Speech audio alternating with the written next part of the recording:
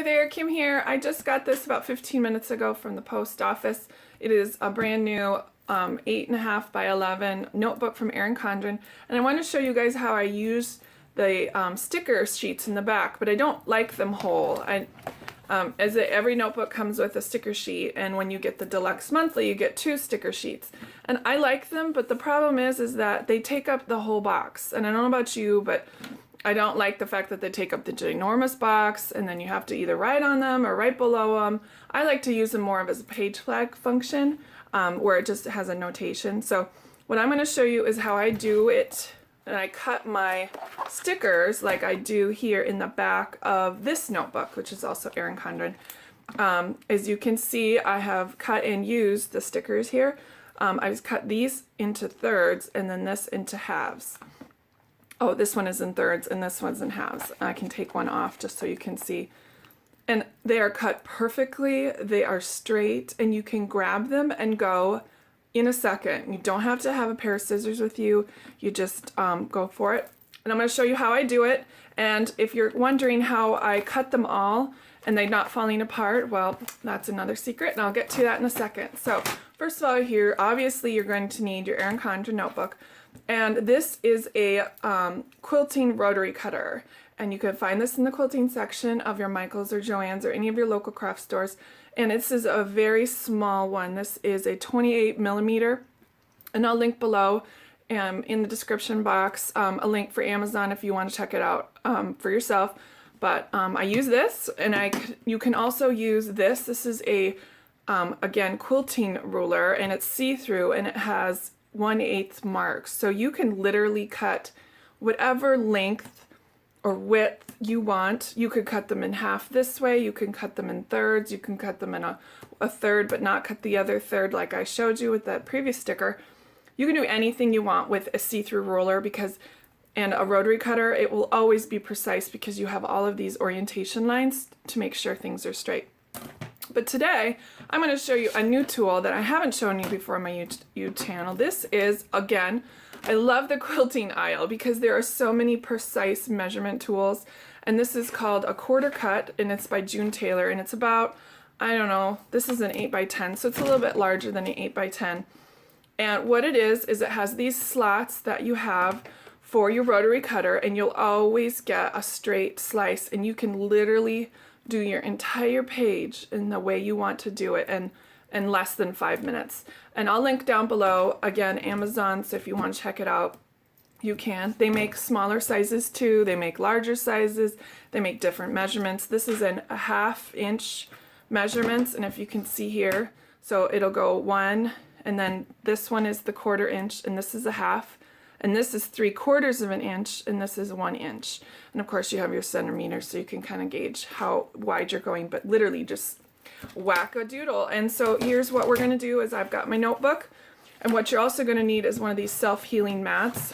This is what you're going to slip under your notebook, or you could take off your cover if you feel uncertain about how this is shifting. I'm just go for it with what I've got. And so I've got my notebook and my rotary cutter, and I'm ready to go. So again, self-healing mat, rotary cutter, and today I'm going to show you this. Now, if you're wondering what these are orientations. So say you do the 1/2 inch mark, what you do is you just put this right here at every inch or 1/2 inch, and it reminds you how far you need to go. So you don't really have to think about it every time. You could just think about it all at once ahead of time, and then put your place markers right where you need to put your rotary blade, and then that's it. I'm not using those today, so I'm just going to put them off to the side so they're not bothersome, but I'm just going to show you how I get her done. And so if you look carefully, you'll have this 0 mark, and you won't want to line it up on the side of the page. You want to line the 0 up on the side of the page flags. And the cool thing about this is it butts up against here, so you'll always have a straight line this way, but you always have these orientation marks. Say you want to leave the whole top row open, or 3 rows, or only do it this many. There's so many options. If you only want to cut this far, then move this orientation line down here, and this will be your stopper. So that's one way to get it done. So what I'm going to do today is exactly that. I'm going to show you exactly how I'm going to cut just this strip into pieces and in different parts of pieces. So here I am, I've got everything lined up. It's going to be as tall as this right here, and then I'm going to come in from the bottom and come up.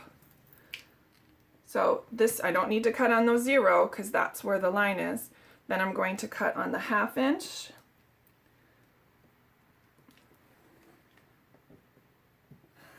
I'm going to go all the way to the top, and I'm also going to cut on the 1 inch line. And I'm just going to do this first row to show you what's going on. So now I have my page flags cut into thirds, perfect thirds. Okay, now I'm going to keep continuing on. I'm going to do, for these 2 colors, I'm going to do again thirds, and then for these 3 colors, I'm just going to do an off-center half. So I'm just going to fast forward, and you guys can watch me get her done.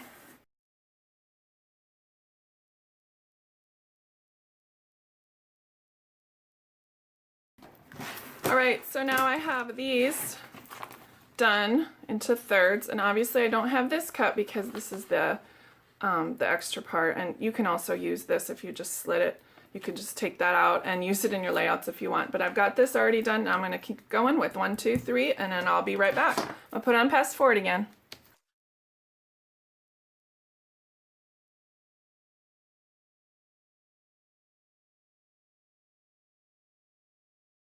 Alright, here you go. I have it on different lengths, width-wise, up on top, and I also have it on different length this way. You can also slice it this way, but it's also going to be hard to put them back together. And how, like, if you're rumbling through, if you're rumbling through your notebook and you come to this page and it's all floppy, that's no fun. I mean, nobody wants that. So here's my secret weapon. Here it is. Online Labels, they sell a whole bunch of sticker sheets. This is where most of the people who sell stickers get their sticker backing from. So this is just any type of 8.5 by 11 sticker sheet. And so what I'm going to do is I'm going to peel off the backing and attach it together, again, using sticky paper. So I've got this as a sticky part, and this is the backing paper. What I'm going to do is I'm just going to go ahead and peel down the top of the backing paper just a little bit, and then I'm going to attach it and roll it down.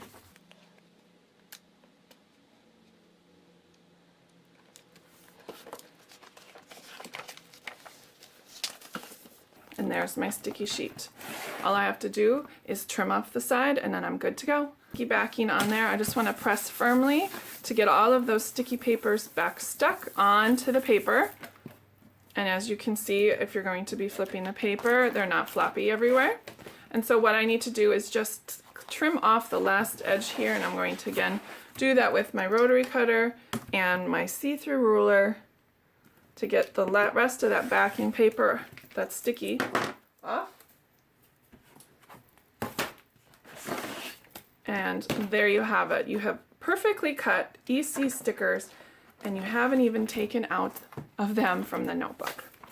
Thanks for coming, guys.